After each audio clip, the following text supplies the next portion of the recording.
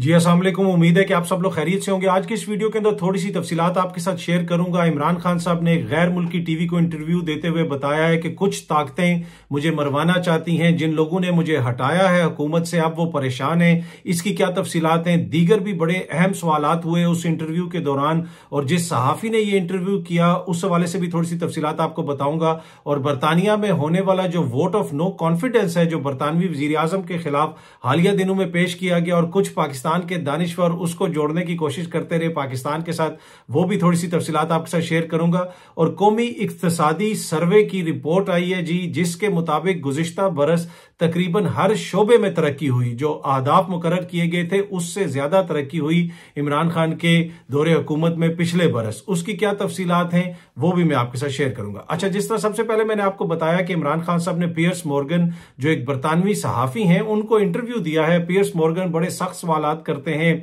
और उन्होंने पिछले दिनों जो बरतानवी शाही खानदान है, शहजादा हैरी के ऊपर तनकीद वगैरह भी की थी, जिसकी वजह से एक टीवी से उनको फिर रिजाइन भी करना पड़ा था। तो ये बताने का मकसद ये है कि वो बड़े सख्त सवालात करते हैं। और इमरान खान साहब से जब उन्होंने इंटरव्यू किया तो वहां पे भी उन्होंने उनसे सवालात वगैरह किए, लेकिन एक सवाल उन्होंने इमरान खान साहब से जो किया उसमें वो इमरान खान साहब को ये कहते हैं कि मैं आपको क्रिकेट के जमाने से जानता हूं, आपको किसी से खौफ नहीं रहा कभी भी, और अब आप सियासत में आ गए हैं और सियासत पाकिस्तान की जिस किस्म की है कि आपकी जान को खतरा है, हमारे पास भी इस तरह की इतलात हैं, तो क्या आपकी जान को खतरा है और आप डरते नहीं हैं कि आपको खत्म किया जा सकता है, आपके ऊपर कातलाना हमला हो सकता है, आपको मारा जा सकता है? तो इसका जवाब देते हुए इमरान खान साहब ने कहा कि जिन ताकतों ने मुझे इक्तदार से अलग किया है वो अब परेशान है और मेरे पास इस तरह की इतलात आई हैं कि वो अब मुझे रास्ते से हटाना चाहते हैं, क्योंकि उनको समझ नहीं आ रही कि और किस तरीके से इसको टैकल किया जाए। सियासी तौर पे तो इसकी मकबूलियत में इजाफा हुआ है, तो अब उनके पास वाहिद हल ये लगता है उनको कि इसको रास्ते से हटा दिया जाए, यानी इनको कत्ल कर दिया जाए इमरान खान साहब को। और खान साहब ने फिर कहा कि दूसरी बात यह है कि मैं मौत का खौफ खत्म करके सियासत में आया था। ये बात आप सुन लें, ये उन्होंने उस सहाफी को बताया कि जब मैं सियासत में आया था तो मैं मौत का खौफ खत्म करके आया था, तो मुझे मरने से कोई डर नहीं है।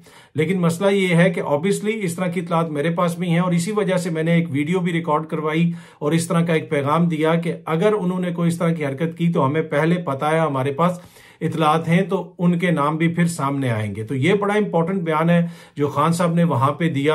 उस इंटरव्यू के अंदर कुछ दीगर चीजों के हवाले से भी खान साहब ने वहां पे बातें की। रशिया के हवाले से भी उन्होंने पूछा कि आप क्यों रशिया गए, और जब रशिया गए तो आपने वहां पे दौरा खत्म क्यों नहीं किया। और उसके जवाब में खान साहब ने कहा कि जब हम गए वहां पे तो उस वक्त तो फिर वो हालात पैदा हो चुके थे। और एक बात जो बार बार वो इंटरनेशनल मीडिया को कहते हैं, और आज अगेन उन्होंने गुज़िश्ता रात अगेन उन्होंने पियर्स मॉर्गन से कही कि मैं वहां पे पाकिस्तानियों के मफाद के लिए गया था। उन्होंने इस चीज का जिक्र किया, उन्होंने कहा कि मेरा 22 करोड़ का मुल्क है, उसमें से 10 करोड़ लोग ऐसे हैं कि जो मुश्किल से जिन अपने गुजर बसर करते हैं, खुराक की भी कमी है, तो मेरी नजर में मेरे पाकिस्तानियों का जो जिसे आप कहते हैं मफाद है वो मुकद्दम है। मैं उनका मफाद सामने रख के जो भी फैसला करूंगा वो करूंगा। बाकी जो जंग की बात है, जो सदर पुतिन ने जंग शुरू की, मैं आपको पता है शुरू से जंग का मुखालिफ हूं। इराक वॉर के खिलाफ भी मैंने बरतानिया में मुजाहरे किए, दीगर जो भी जंगें हुई, अफगानिस्तान हो गया, आपको मेरा मौकिफ पता है। लेकिन ये बात आप समझ लें कि मैं वहां पे गया हूं पाकिस्तानियों के मफाद के लिए। तो उसने कहा ठीक है। अच्छा, अब ये जो सहाफी है ये बड़े सख्त सवालात करता है, जिस तरह मैंने आपको बताया कि ईसाई खानदान के ऊपर इन्होंने तनकीद की थी, खुसूसन शहजादा हैरी और उनकी बेगम के ऊपर, और बड़ी सख्त तनकीद की थी, जिसकी वजह से फिर इनको एक टीवी से नौकरी भी छोड़ना पड़ी और वो नौकरी इन्होंने छोड़ दी। और हर जिसको भी इंटरव्यू ये करते हैं बड़े सख्त इंटरव्यू करते हैं। लेकिन खान साहब का जो इंटरव्यू वो कर रहे थे और जिस किस्म के वो सवालात कर रहे थे, ऑब्वियसली वो रिसर्च करके आया होगा और वो लग रहा था ऐसे कि वो जो सवाल कर रहा है कि उसको पता है कि इसके ऊपर ना कोई करप्शन का इल्जाम है ना कोई दीगर इल्जामात हैं, इसलिए कि मगरिब के अंदर जिसके ऊपर करप्शन के इल्जामात हो ना, उसको लोग बड़ा जिसे आप कह सकते हैं बुरी नजर से देखते हैं। आप कोई भी पाकिस्तानी लीडर हो उसका इंटरव्यू करवा लें आप मगरबी मीडिया में, उससे इतने वो करप्शन के ऊपर सवालात करेंगे। और इनहेरेंटली ये जो सहाफी हैं मगरिब के सहाफी, ये करप्ट एलीट से जो ना तीसरी दुनिया की बहुत नफरत करते हैं। ये मैं आपको अपने तजर्बे से बता रहा हूं, जिन बहुत सारे लोगों से मेरी बात हुई। मैं बैनुल अक़वामी एक नशरियाती इदारे में बरतानिया में काम करता था, जो मैंने गैदर किया ना कि ये उन लोगों से नफरत क्यों करते हैं तीसरी दुनिया की अशराफिया से, इसलिए कि ये वहां पे जाते हैं, ये न्यूज कवर करते हैं और ये देखते हैं कि आम बंदे की जिंदगी कितनी बुरी है, कितने बुरे हालात में वो जिंदगी गुजार रहा है। लेकिन जब वो अशराफिया के पास जाते हैं, उनकी गाड़ियां देखते हैं, उनके महल देखते हैं, उनके घर देखते हैं, तो ये हैरान हो जाते हैं। ये एक दो सहाफियों ने मुझसे खुद भी कहा कि मैं हैरान रह गए हम जाके पाकिस्तान, जब हम इन अलीट खानदानों में जाते हैं और दूसरी तरफ हम रेस्टोरेंट से बाहर निकलते हैं तो 4 साल का बच्चा मांगने के लिए खड़ा होता है। तो इनहेरेंटली ये लोग इनको बुरा समझते हैं, पाकिस्तानी सियासतदान हो जाएं या दीगर ममालिक, अफ्रीका के ममालिक के सियासतदान हो जाएं जिन पे करप्शन के इल्जाम आते हैं। तो इसी वजह से जब भी वो उनका इंटरव्यू करते हैं तो बड़ा सख्त इंटरव्यू करते हैं। और यही वजह है कि हमारे बहुत सारे लीडर जो हैं, जो लंदन में बैठे हुए हैं, वो किसी को इंटरव्यू नहीं देते। उनको पता है कि कैसी क्लास लेनी है, जो अब जाएंगे तो अगलू ने क्या क्या सवालात करने। एनीवे, ये जो पियर्स मॉर्गन का क्वेश्चन आंसर हुए, जो उसका इंटरव्यू हुआ इमरान खान के साथ, उसमें बरतानिया के जो वजीर आजम है उनके खिलाफ हालिया दिनों में जो वोट ऑफ नो कॉन्फिडेंस पेश किया गया, उसकी बात भी हुई। और अब पाकिस्तान के अंदर कुछ दानिश्वर जो है ना, कुछ दिनों से ट्वीट्स कर रहे हैं जी बरतानिया में भी तहरीक अदम एतमाद आई, नाकाम होगी, लोगों ने अपने वजीर आजम के खिलाफ भी वोट दिया, ना कोई इल्जाम लगा, ना कोई गद्दारी के सर्टिफिकेट बांटे गए। अब ये इतनी बड़ी बदनीति है इस तरह की बात करना। क्या बरतानिया में कोई सिंध हाउस लगा था? क्या बरतानिया में 1-1 मिलियन पाउंड दे के लोगों को वोट खरीदने की बातें हुई थी? क्या बरतानिया के अंदर इस्टेब्लिशमेंट का कोई किरदार था? क्या बरतानिया के अंदर रूसी जो सफीर थे वो पहले मुलाकातें करते रहे इन लोगों से जिन्होंने अपने वजीर आजम के खिलाफ वोट दिया था? और क्या बरतानिया के अंदर कोई ऐसा खत आया था रूस से या जापान से या किसी और मुल्क से कि इस वजीर आजम को हटा दो?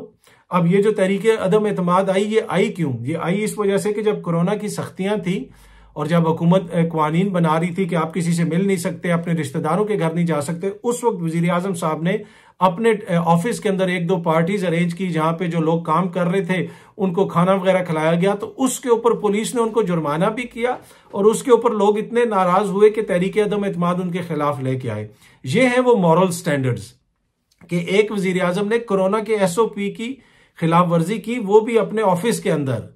उसके ऊपर लोग इतने नाराज हुए कि पहले पुलिस तहकीकात हुई, वजीर आजम को जुर्माना हुआ, दीगर लोगों को जुर्माना हुआ और उसके बाद तहरीक अदम एतमाद भी आ गई। दूसरी तरफ हमारे मॉरल्स क्या है कि जी हमने जायदादें बनाई हैं, आपको क्या है? या फिर ये हैं वो जराए हजूर और आज तक वो जराए पेश नहीं किए। अब और आधे से ज्यादा आपकी जो काबीना है उनके ऊपर करप्शन के इल्जाम हैं। इमरान खान साहब ने इसका जिक्र भी किया अपने इंटरव्यू के अंदर कि आधे से ज्यादा जो काबीना इस वक्त आई है जिसने मुझे रिप्लेस किया है उसके ऊपर करप्शन के मुकदमात हैं। कि आप अपने मुल्क में इसकी इजाजत देंगे? उन्होंने उससे पूछा। तो हमारे यहाँ तो जिन लोगों के नाम पनामा में आए थे, जो जो जायदादें निकली थी, क्या आज तक उसकी कोई रसीद दी गई? करप्शन के इल्जामात हैं और वो अदालत के बाहर खड़े होके नारे लगवा रहे होते हैं, अदालत के बाहर खड़े होकर इदारों के ऊपर भी इल्जाम लगा रहे होते हैं, दूसरों के ऊपर भी इल्जाम लगा रहे होते हैं।